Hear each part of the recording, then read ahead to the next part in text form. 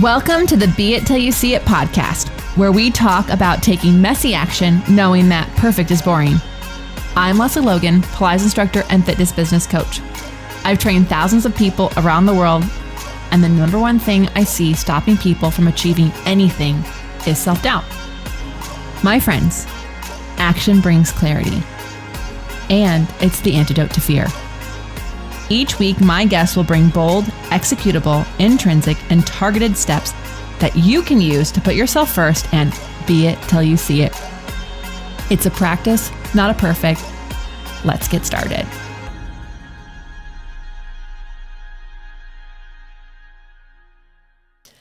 Welcome back to the Be It Till You See It interview recap, where my co-host and life, Brad, and I are going to dig into the questioning convo I had with Joanna Vargas in our last episode. If you haven't yet listened to that interview, feel free to pause this now, go back and listen to this one, that one, then listen to this one, and then join. I'm Brad.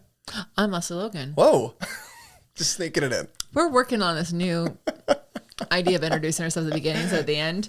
But it didn't occur to me that it was weird to have the names at the end until I was listening to a podcast where they they say their names at the beginning. And I was like, right. Oh, we don't do that. Yeah, in maybe anything. We should. But I mean, it says "Be It Till You See It" with Lesley Logan. You and should that know was, who I am. You did sort of just introduce me when you mentioned your co-host and life, Brad. You're introduced. I'm introduced, so I'm covered. So I'm the only one who is never introduced because I don't introduce myself on an interview, and I don't introduce. If you're new, let me know if it's confusing as to who I am in any episode. That's what I'd like to know. Because if it's not, then this is not an issue. We can keep moving on. Anyways, we are still in Cambodia. Yes. Which means we are recording this as if it is happening when you're listening to it. But really, we're recording it before we got on a flight. And so I am manifesting how fucking awesome Cambodia is. Yeah, right now I'm up to my knees in the Cambodian river. No, he's not. We don't get in the water. It's gross. Don't get in the water. But we are probably hiking through a jungle. Oh, well, we're supposed to be at a waterfall. Well, it's a Thursday. So we changed our but it was Wednesday here. Thursdays, yeah. We will be we might actually literally be at a waterfall while this is happening. Yeah, there's a waterfall in Cambodia, and if you are on our retreat, you already know that we're doing this for you, but it's a surprise. Oh, surprise. Because we don't usually do the waterfall. If we have a big group, we just can't. Yeah. There's just not enough time. But with a small group, we can. So it's so freaking exciting. And then we come back, and Brad goes to Philly. No, we don't. We come back together. And then we go to Arizona. We go to Arizona. Yeah. Then I might, TBD on the actual scene of the Grand Canyon, since I have only seen it from a plane. And if you don't know the story, in 2018, when I was like, I'm not going to the East Coast unless we drive. And so we rented a really tiny SUV and drove across the country. And we were driving through the South, and we're going to the Grand Canyon. And I said, Brad, I just heard in the bathroom that we're driving in a blizzard. That's unbeknownst to me. So a little crazy weather, but I was just like, I guess this is winter. I'm not from any place but California. He's like, it's the Grand Canyon. You can't miss it. I was like, you can see it from space. It's the Grand Canyon. We'll be fine. Let me just tell you, y'all, it was a whiteout. I don't know how to show you this because this is a podcast, and I also don't know how to show it to you on YouTube because we are not putting it in here, but maybe Amanda can post on the Be A Pod Instagram the pictures of me seeing the Grand Canyon in real life for the first time with my feet on the ground. You can't fucking see the Grand Canyon. Cannot. Yeah. Even on the near side, even when you tilted it, look, here's the Grand Canyon 10 feet from us. You can't see it. So it's like, run, because I'm not getting snowed in this place. I know. It was coming down so hard. It was literally like, if we don't move right now, we might not be able to leave. Yeah. Yeah. So at any rate, the hope is that I get to camp one night at the Grand Canyon. And then we come back. Yeah. And Brad leaves me to go do Thanksgiving at his parents' place and see his grandfather and his family. And then he comes back, and I leave for Dallas, Texas with Erica Quest. Yeah. Tejas. And then we come back. I come back, and then we drive to Texas. Yeah, then we come. Yeah, you come back. Oh, we're here for less than a week, and then we hit the road. If I didn't want to see New Mexico, and I had a way to have my own place in Dallas for 10 days, I probably would just stay there. But that's not really, I really want to see New Mexico. So at any rate, I'm coming back. So It's a very busy winter for us, and it's because we're going on tour. But just to go back, if you are like, wait, you're going to be in Dallas with Erica Quest? Yes, we are. And to be honest, how can you get in on that? You're going to have to DM us. You got to DM me, because the reality is well, you're there for some workshops. I'm there for some workshops. It's only workshops. We are teaching classes on the tour. We'll be back in Dallas to teach classes on the tour. But the space is very limited. And so you got to hit me up to get the special link. Dallas will be teaching class on like 13, 14, or 15 of December. I can't remember exactly the date right now. One of those is Dallas and one of those is Houston. Right. Yeah. Yeah. So anyway, stay tuned. But the workshops, let me just like really quick, toot my own horn. Welcome to my podcast. That's what we do. But Erica Quest and I are teaching how classical and where classical and contemporary collide, which is not where we compare classical and contemporary exercises. We actually are colliding them together. It's a really fun, empowering workshop. We did it in Chicago. We're making it a 4-hour workshop this time. So we're super excited. And then the next day, she's got a really fun workshop going on. And then I go solo on like building your tower up, because so many people are like, how do I make a tower class? So I'm super excited. It's the first time I'm going to teach this workshop. Cool. I love building tower classes up. This is where I get creative. Yeah. So we're doing that. So if any of that interests you and you are in the Dallas area, you can hit me up. And if you are wanting to work out with me in Dallas or Houston, then you should hit me up anyways, because I'm the only one who has these links. There you go.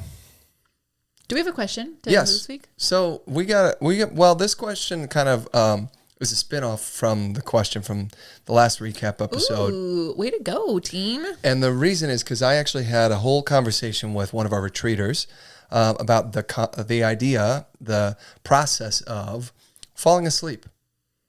And she said, I have trouble sleeping. I climb into bed and I leave myself enough time, but then I find that I just can't sleep. I cannot sleep. And so I asked her, like, okay, why are you thinking? And she's like, yes, I'm totally thinking the whole time. And I'm thinking, and I'm not sleeping instead. And by the way, thinking when I'm not sleeping and then looking at your clock makes it worse. Don't look at the clock. Don't count down. So I have spent a lot of time studying sleep, which is ironic because I don't sleep very much. And I am making him sleep more because it's a constant battle. I need him to live as long as me or longer. I don't want to be the first to go. And what I've figured out, I'm just gonna let you keep saying those things. That's great. I love you, and I'm not dying. But the point is for me, and probably for most, sleep is actually a decision. Okay, so the problem with the thinking is that you have not decided to sleep. Oh, that's interesting. I think that's true because how many times are you talking to me and in the middle of a sentence, I'm asleep. Yeah. Hey, love, that's so great that you're asleep. Okay, you're asleep. So like you get in bed because you have to get in bed. It's an obligation. Okay, I better go to sleep now. Instead, it's like I got to do it because I have to do it right now. And instead of the idea that I am going to sleep. Yeah. Anyway, the point is, there are a handful of tips that I can absolutely recommend that will allow you to go to sleep. And there's a bunch of stats. The average person takes 7 minutes to fall asleep. The tips that I can give you are this. If you find yourself thinking, remember, not only are you going to make a decision of when you fall asleep, but you're going to make a decision of when you're going to wake up. Okay? Because this is going to help you not sleep through your alarm, which I'm so good at doing. But when I make the actual decision, I literally say to myself, tomorrow I'm going to get up at 8:30 or 7:15 or 6:53. It doesn't matter. But if I specifically say, I'm going to get up at X time, then when that clock rolls around, I actually do it. I actually get out of bed. If I don't literally say, I'm going to get up at X time, when that alarm goes off, I'm like, I'm probably okay to sleep another 10 minutes, right? And then I'll sleep 20 minutes. So there's decisions that are being made here. So, but there are some suggestions that I can make for you about actually stopping your mind from spinning. Get a pen and paper, put it next to your bed. Every time you have a thought, what we talked about in the last episode is that you're probably worried you're going to forget something you have to do. So write that thing down. Now you can give yourself permission not to try to remember that. You don't need to remember it. It's written down. You can now relax because you're not stressed that you have to remember this. That stress is going to keep your mind going so that you remember you got to do the thing tomorrow. Don't forget, right? So that's a huge thing. If you are an ideator like me, when I go to sleep, I used to find myself like that's when I was writing a new song. I don't know why. Why is that the time? I don't know, but that's when my brain's like, wow, I got this really cool idea. I would then record a voice memo on my phone. So then again, I don't have to try to remember it because I won't remember it and that stresses me out. And then I would stay awake trying to remember it, right? Another thing you can do is focus on your breathing, okay? And the breathing in through the nose, and it could be out through the nose or mouth. It should be in and out through the nose for sleep. It's grounding. Yeah, but when you create an even breath in and out through your nose, I find it allows my mind to wander. And the wandering, not the thinking, the wandering is actually my secret sauce for how do I go to sleep. I literally put myself in my own movie in my head. Okay. I can't wait to talk about how I fall asleep because we have different ways of falling asleep. I put myself in my own movie in my head, where I am either like the lead character or I'm following along as like a third party, but I'm envisioning the scenery, I'm feeling it, smelling it, seeing it. Like I'm actually in an environment that I'm creating, and I let my mind continue to create that environment and that scene and that thing that's happening, and literally I find myself dreaming about that. I love these things. They're all really helpful. A couple things. There are tons of studies about sleep. If you ever hear me talk about ideal schedule, the first thing I'm going to tell you that goes in your schedule is when you go to bed and when you wake up. When you go to bed and when you wake up. I don't care what else you think is the most precious thing. I don't care if it's your amazing children. I don't care if it's this brilliant job. I don't care. I don't care how much it pays you. When do you go to sleep and when do you wake up is the first thing that goes in your calendar. And that's very important because there is so much that sleep is in charge of. You cannot be it till you see it if you aren't sleeping. And I promise you this, because if you're not sleeping, you're not going to prepare your body for a digestive cycle. If you don't go through a digestive cycle, you don't absorb nutrition. If you don't absorb nutrition, it doesn't matter how positive you are. You have high stress. You'll stop producing stomach acid. Your B12, your vitamin D, your absorption rates are going to go down. You could be the most positive person in the room and you'll become the most depressed person in the room. How do you know this? Because it was me. Actually, it became a vicious cycle. Yeah. Because I had stomach issues, which caused sleep issues. And the sleep issues causes stomach issues, right? So it was now the chicken or the egg. Yeah, and it was insane. So Ariana Huffington has a book called Sleep, because Homegirl, Brad, you should read this book.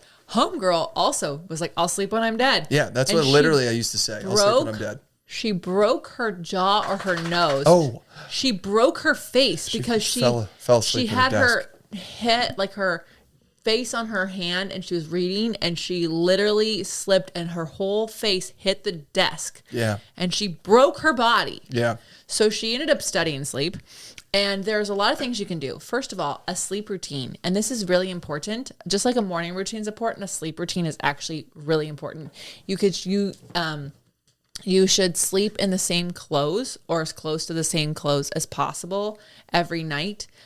This is going to help you. So like literally it's just sleeping. So unless you're sweating, like you probably wear your sleep clothes a couple nights in a row, or buy 5 of them and like have it there. And so you have the sleep routine.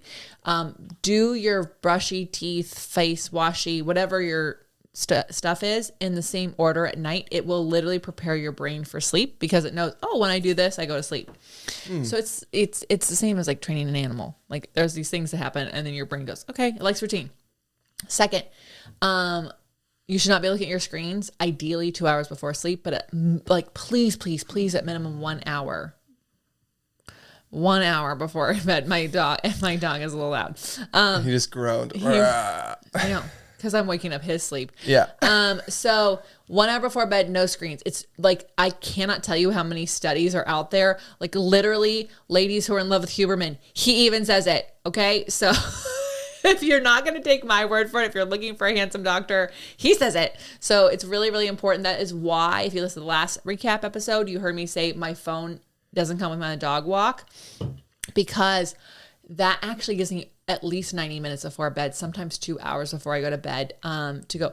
One of my sleep routines is I actually fall asleep with the same music every night. How do I do this? My phone's not with me. Guess what? Google Voice, Google Play, whatever, Siri, all these things are amazing. You all have technology to do this. I literally just press play on it before I go on the walk. It's playing in the room. So when I walk into the room is already set up for sleep, and it goes off at a certain time. If I set that's a new thing I have to have happen, but also you can talk to Google Home. Yeah, I just and you can say, hey, turn the music off. Turn off the music in 25 minutes or whatever.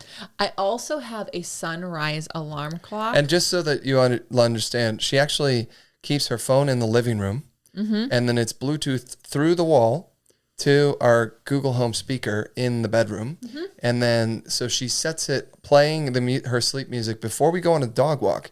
Then we walk for an hour. And then we come home, and then she has her sleep routine. And when she's climbed into bed, the music's still been playing this whole time. Then she tells Google, turn it off in, 25 minutes or 15 minutes or whatever. And I like to give myself more time than I know that I need, because there's nothing more stressful than the music going off and you haven't fallen asleep. And you're like, fuck. But how do you wake up if your alarm is on your phone and it's in the other room? How does that work? So I have a sunrise alarm clock that, by the way, also has a sunset thing. This is also a proven thing. And I am not a napper. I hate fucking napping, but I've had a nap occasionally. And I use my sleep routine to help me nap. So I have the music that I play. And by the way, I hate sleeping on a plane. I have the same music as downloaded to the phone, so that if I'm on a plane, I can play it so I can get some amount of sleep on a plane, because I freaking hate sleeping setting up. But I have this sunset alarm. So it sunsets on me, even for a nap. And then a sunrise. So I set the sunrise to go, and the room just gets brighter in my face. And I wake up, and I don't wake up groggy. I wake up like it's time to get up. I can't even hit snooze, even when I want to. I sometimes like, I don't really need to get up. I'm going to be a rebel like Brad, and I'm going to snooze this. I can't. Every time I try, I'm like, fuck, I just need to get up. We will put a link to this sunrise sunset alarm in the show notes, because it's a really cool device. And when Lesley goes out of town, I will literally sleep on her side of the bed and use this to wake up. It's pretty cool. It's so cool. I'm obsessed with it. And we stayed at the Vidara Hotel. And by the way, they had it. And I was like, oh my God, a hotel has my alarm lamp. And that's amazing.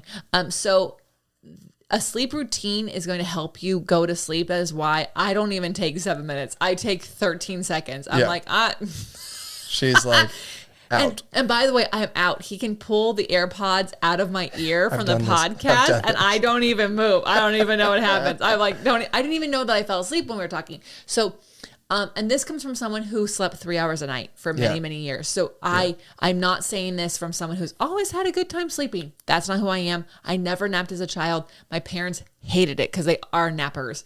And they're like, just sit in your room. So funny. So please, if you need scientific evidence, check out Huberman's podcast on sleep. Check out Ariana Huffington's book on sleep. We'll also link to both of those things in the show notes. Have a sleep routine. And if anything, have a sleep routine. It's going to be great. You'll love it. Your brain will love you for it. And yes to everything Brad said about writing it down and the decisions. All of that is true. But get away from your screens. I don't care if you have blue blockers on. I love those. You have to get off the screens an hour before bed if you want your brain to stop thinking. Okay, now let's talk about Joanna Vargas. She's back. Serial entrepreneur Joanna Vargas has built 2 brick-and-mortar dance and fitness businesses and multiple event businesses covering dance, running, and more. She brings together over 10,000 people every single year at these events that she hosts. Her podcast teaches women how to live fully by asking questions and being curious so they can live longer and make more money. And she is like a spitfire. Love her. She's a spitfire. We love her. She's got a great course on profitable Pilates about filling your classes for life.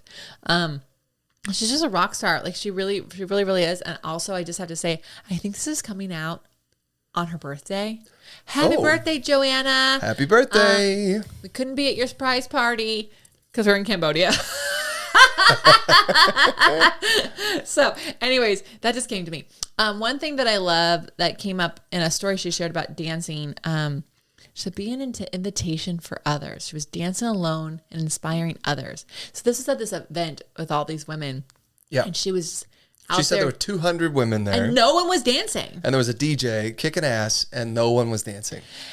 And we were just in Chicago and there was a dance floor with an incredible DJ. By the way, I don't even know why I'd interview him except for just because I want to be his friend. He was fancy. He did good. We have the same shoes. We love sparkles. Oh, yeah. But he was an amazing DJ. That's great. And of course, no one was dancing by themselves. And no one wants to dance by themselves. So everyone's like waiting for the crowd to start. And it starts with someone. But Joanna had no other crowd. She just danced by herself.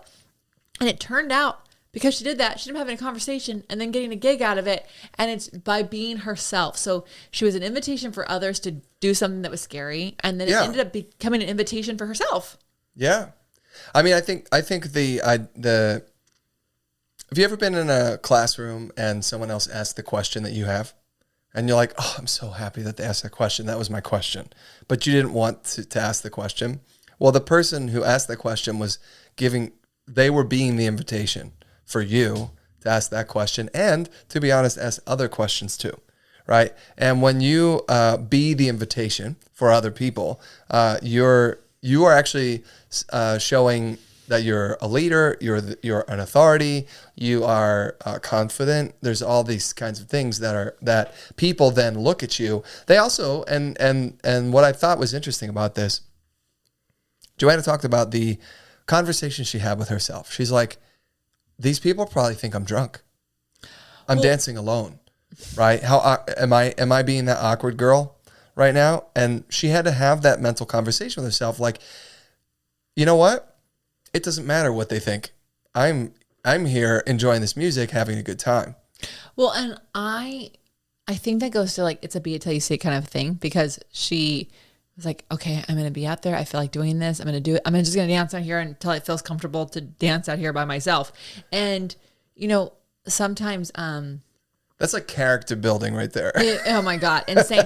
But like we were at a comedy show and you could tell that like, someone had to laugh so other people could feel like, am I allowed to laugh at that? Like, can I laugh? That's right. And so I think like being an invitation for others is not only character building, but it's also sometimes the thing that so many people just need to see. They need to see that it's okay to do that. Yeah. When we were in Chicago at Pilates on tour, I was teaching this workshop, and at the end, Erica was like, do you have any last words? I'm like, yeah, just like, it's okay to do the best you can. Like it's okay to not be perfect at this. It's okay to take a guess sometimes and see where it leads you. The client's going to come back the next week and you could just see everyone go, yeah, right. Their shoulders dropped. They exhaled. And what happened afterwards? You were at the table. Someone goes, that was the best workshop I ever attended. It's the best workshop I ever attended. And was it great? Fuck yeah. It was amazing. I'm great. But I also know because I invited people yes, to like. Yes, you are, babe. Thank you are. Thank you. Toot my own horn. But I also know it's because in everything I do, I really try to like create an invitation for other people to not be perfect and do the best they can. Yep. It's good enough. It's good enough for today. I love that. What did you love? Great. So she had a whole nother conversation about choices that I wanted to weigh in on, because she basically said, you can't make a wrong choice. And she said, making a choice creates awareness, which I thought was very interesting, because conversely, we are typically taught awareness creates the quote unquote right choice. Mm-hmm. Okay. So she's saying, make a choice and then you're going to have more options. You'll see the options in front of you, as opposed to we're like, weigh all the options and then make a choice. Yeah. Okay. So I mean, I really do think it comes back to action creates clarity. yeah, I mean, I think the idea of the weighing all the options first creates analysis paralysis. Can create analysis paralysis, right? If you have, I mean, think about this. This is like classic sales. 3 is enough choices. If you have 10 choices in front of you, it's more likely, statistically more likely, you will not make any decision. You will make no choice than if there are 3 or less choices. 2 is even better. 1 is like, okay, then you either take it or leave it, right? But 3, you can like mess around with pricing and like there's some psychology there, but you start to get more than that, and it becomes like, I don't actually know what decision to make because I can't, I'm having a hard time comparing them all to each other. So I don't know what is the quote unquote right choice. And anyway, I thought that was really amazing because her argument is you cannot make a wrong choice. Yeah. Well, and I completely agree with that. I think so many people are like, what if I make the wrong decision? It's like everything is happening for you. You have to believe that. And I know you're like, but Lesley, there's so much shit happening. And it's like, it is happening for you. I was homeless, totaled my car. The studio that I rented from closed. My job transferred me. And it's the best fucking thing that ever happened. Yeah. Best fucking thing. And then I'm not saying that I'm happy that the pandemic happened. I am not saying that at all because so many people lost their lives. But it was so scary flying back from Cambodia and knowing that my entire year's income was completely shut down. Yeah, that was scary. Like the only, because even teaching in person there's so much uncertainty. Who is going to want to do virtual? And if they don't do virtual, then what do we do?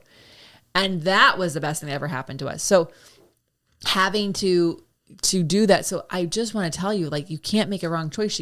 She's so right about that because the choice you make is oftentimes like, it's like this gut instinct of like, you want to do like a little nudge, do that thing. And then even if it doesn't get you the results you wanted, it's never the worst case or the best case scenario. We've already talked about that. It's usually somewhere in the middle, and it brings clarity around what you need to do next. And it takes away a lot of fear.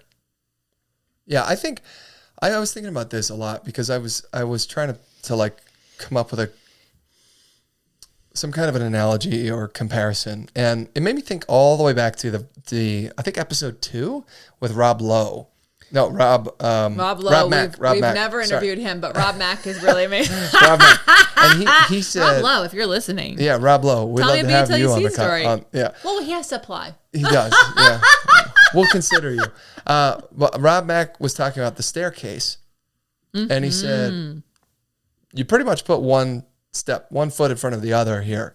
You know, you might actually see all the staircase, but you still can't get to step 25 until you've gone through step 2, 3, 4, 5. What if you cannot see step 25? What if this is like a video game and you're holding a lantern and you can't see more than 2 steps in front of you? You literally don't know what else is happening.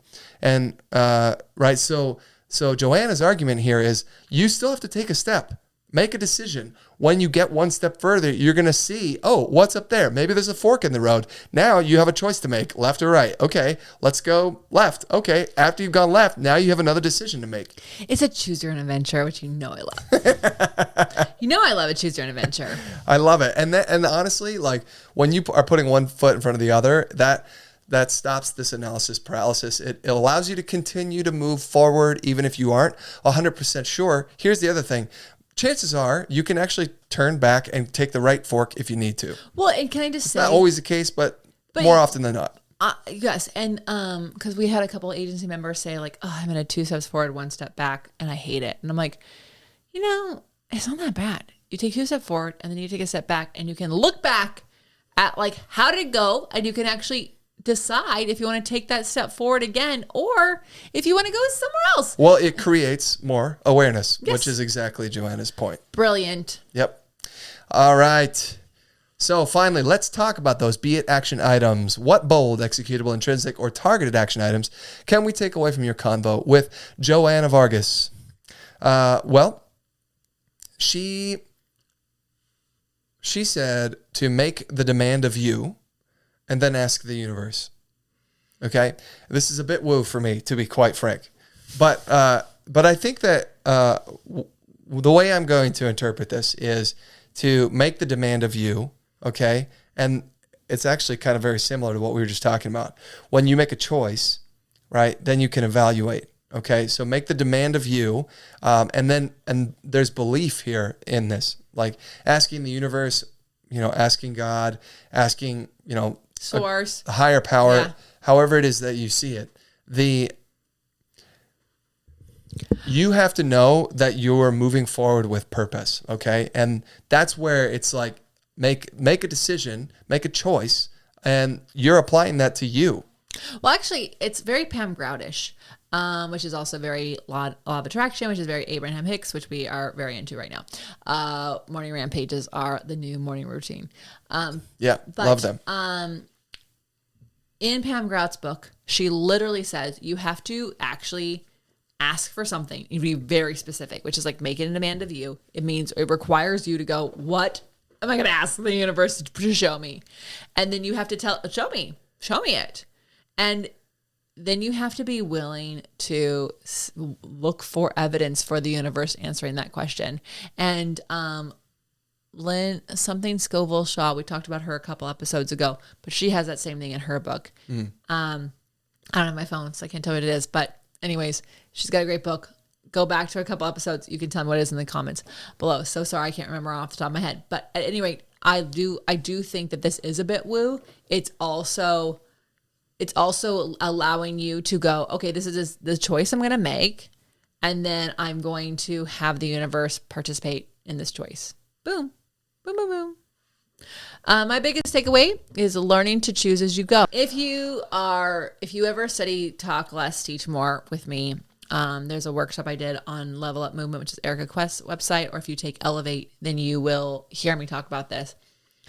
You cannot talk Pilates into a body. You actually cannot. You actually have to choose exercises that will teach the body what it is that you want it to do. And how do you do that? Sometimes you have to trust your gut. And so that is how I'm interpreting this, because that is the actual only place that I feel super comfortable in actually just going, I don't know to be told what exercise to put this on. I can actually listen to my gut, and my gut will tell me. And here's what is so cool about that. How you do one thing is how you do everything. So if I can actually just lean into that. Say that one more time. How you do one thing is how you do everything. Okay. How you are on your Pilates mat is how you are in life. If you judge yourself on your Pilates mat, you're judging yourself all over the place. So what I get to know to be true is when I am teaching Pilates, I do trust my gut. I really do. When I get in the moment, when I get out of my head and I get into the session, when I'm teaching someone, I literally am like listening to like what I'm being, like these little thoughts in my head call me to do, right? So I know that I can do this in all other things. I really do. And when I'm in a not a perfectionistic state, is actually really easy to do that. Sure. I do love this question, will it create more or less in my life? Because I asked myself something similar when I was in Brazil. I was told I should go hang gliding. Hang gliding. Okay. Over the Tajuca Forest. I think that's what it's called. It's beautiful forest. Near the very famous statue in you go over the river. And by the way, Rio? It's in Rio de Janeiro. And they don't teach you how to hang glide, just so you know. My guy did, because he said, see how these people, they're jumping. Don't jump. That will bring the paraglide down. Just run off the end.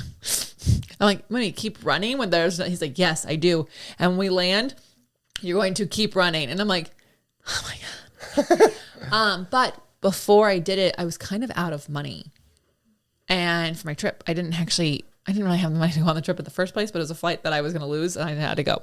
So I was like, will I regret not, like when I go home and people ask me, how was Rio? What did you do? Will I regret not hang gliding? Or will I both say, no big deal?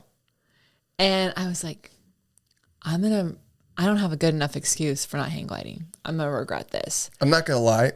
I would love to do that. Oh, we should do that. Yeah. But my point is, every time you tell the story, I can see the hang gliding and the adventure and the excitement. And I think that it is brilliant that you did that. It's so fun. Y'all, we surfed our way in. Like we literally rode a wave, but with the air of the inertia of the wave onto the ground. And then I had a green smoothie. It was so freaking great. And also my pilot is the pilot with the number 1 on his name. And he was hired by the Today Show to do this. So I I had the best experience. But it goes back to this question. Will it create more or less in my life? So if you are unsure how to trust your gut right now, just ask yourself that question. And if that is like, I don't know what that means, will I regret it? Like, will I look back when I'm 100 years old? Will I be like, I should have fucking done that? Yeah. And, let us know. I'm Lesley Logan. And I'm Brad Crowell. Thank you so much for being here today. I am so happy to have you as part of our community. This is incredible. Yeah. Happy 150th episode. Woo! Happy birthday, Joanna Vargas. And to our retreaters, we're having the best fucking time with you. We really are. I want to know how you're going to use these. I want you to tag Joanna, tag the Beit Pod. Send us a DM with your questions, your comments, your concerns. We actually have a survey on the newsletter we send out every week. If you're not getting that newsletter, well, get the newsletter. Yeah, go to lesleylogan.co. You can join the newsletter there. Yeah, and we'll catch you on the next episode. Be it till you see it. Bye for now. That's all I got for this episode of the Be It Till You See It podcast. One thing that would help both myself and future listeners is for you to rate the show and leave a review. And follow or subscribe for free wherever you listen to your podcast. Also, make sure to introduce yourself over at the Be It Pod on Instagram. I would love to know more about you. Share this episode with whoever you think needs to hear it. Help us and others be it till you see it. Have an awesome day. Be It Till You See It is a production of As the Crows Fly Media. It's written, produced, filmed, and recorded by your host, Lesley Logan, and me, Brad Crowell. Our associate producer is Amanda Fraterelli. Kevin Perez at Disenyo handles all of our audio editing. Our theme music is by Ali at Apex Production Music, and our branding by designer and artist Gianfranco Cioffi. Special thanks to our designer Jairo Mandal for creating all of our visuals, which you can't see because this is a podcast, and our digital producer Jay Perdoso for editing all the video each week so you can. And to Angelina Herrico for transcribing each of our episodes so you can find them on our website. And finally, to Meredith Crowell for keeping us all on point and on time.